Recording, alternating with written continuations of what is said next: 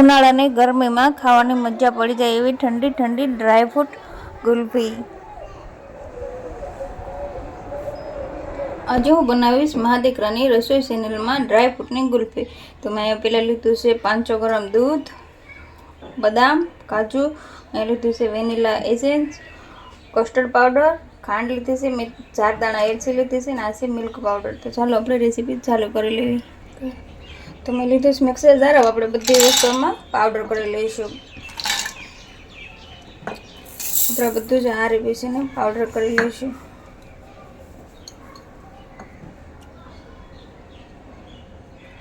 ચોનો powder બનાવેલો જો તો મેં આ બધું જ તે બદામના બધું મિલ્ક પાવડર, કસ્ટર્ડ પાવડર બધાનો જ એક સરખો પાવડર બનાવી લીધો છે. ચાલો આપણે દૂધ ગરમ કરી લઈએ. તો મેં લીધી છે મોટી તપેલી અને આપણે તપેલીમાં દૂધ ગરમ કરી લઈશું. આપણે દૂધને ધીમા ગેસ ઉપર, ધીમા મતલબ મીડિયમ ગેસ ઉપર આપણે ગરમ કરશું અને ધીરે ધીરે હલાવતા રહીશું એટલે આપણું દૂધ તળિયે ના ચોંટી જાય. તો અહીંયા મેં એક લીધું છે મોટું બાઉલ અને આપણે એમાંથી 4-5 ચમચી જેટલો આ બનાવેલો મિક્સ પાવડર કાઢી લઈશું. તો આપણે આમાંથી 2 ચમચા ગરમ દૂધ મિક્સમાં નાખી દઈશું.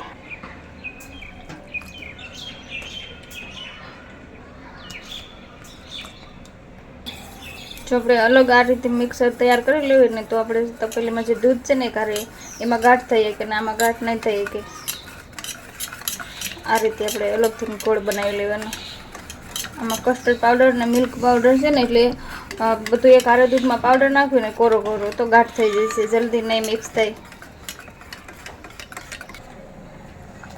તો જો આવું આપણું દૂધ સારું એવું ગરમ થઈને ઉકળી ગયું છે. હવે આપણે એમાં નાખી દઈશું જે આપણે આ પાવડરનો ગોળ બનાવ્યું હતું ને મિક્સર એ નાખી દઈશું આપણે.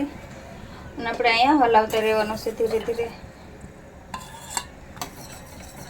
એટલે ગાંઠ ન પડે. નકર અહીંયા પણ આપણે હલાવવા બહાર લગાવશું ને તો અહીંયા પણ ગાંઠ પડી જશે. અહીંયા ગેસ મેં એકદમ ધીમો રાખ્યો છે અને આ રીતે હલાવતા રહીશું. જો તો આપણે અહીંયા ગુલ્ફીનો મિક્સ બનીને તૈયાર છે. આપણે અહીંયા ગેસ બંધ કરી દઈશું. જો ઘાટું થઈ ગયું છે, જ્યારે ઠંડુ થશે ને એટલે વધારે ઘાટું થશે અને પછી આપણે ગુલ્ફીના ગોળમાં ભરી દઈશું.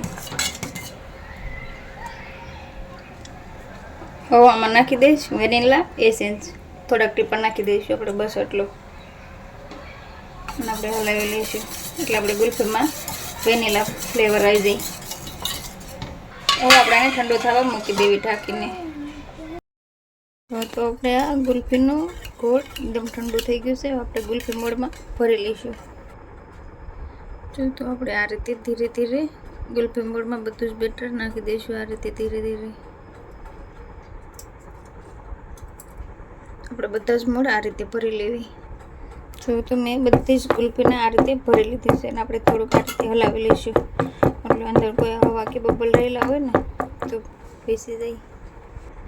અને હવે હું આમાં આ રીતે ફોઇલ પેપર લગાવી દઈશ.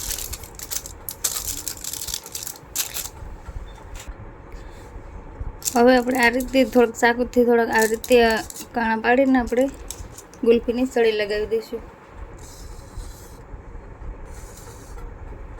જો તો મેં આમાં બધામાં સળી લગાવી દીધી છે. આપણે મૂકી દઈશું ફ્રીજમાં આખી રાત માટે. સવારે આપણે ગુલ્ફી કાઢી લઈશું બહાર. હવે આપણે જે બધી છે ગુલ્ફીનું મિક્સ એને આપણે આ ગ્લાસમાં ભરી લઈશું.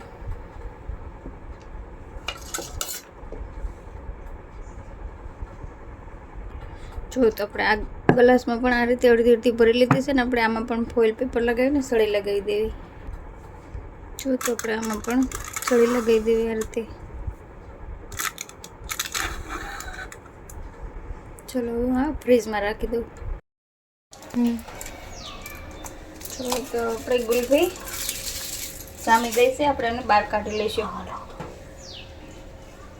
જો તો આપણે આ ગ્લાસમાં ગુલ્ફી હતી એ પણ જામી ગઈ છે. આપણે બહાર કાઢી લઈશું. હવે આપણે ગુલ્ફી જામી ગઈ છે. હવે આપણે બધી જ ગુલ્ફી આ રીતે કાઢી જો કેટલી મસ્ત ગુલ્ફી જામી છે.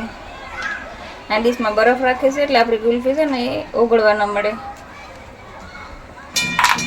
જો તો આપણી ગુલ્ફી બનીને તૈયાર છે. તો તમને અમારી માધ્યમ રેસીપી સારી લાગે તો તમે અમારી વિડીયોને લાઈક શેર અને સબસ્ક્રાઈબ જરૂરથી કરજો. જય માતાજી, ધન્યવાદ.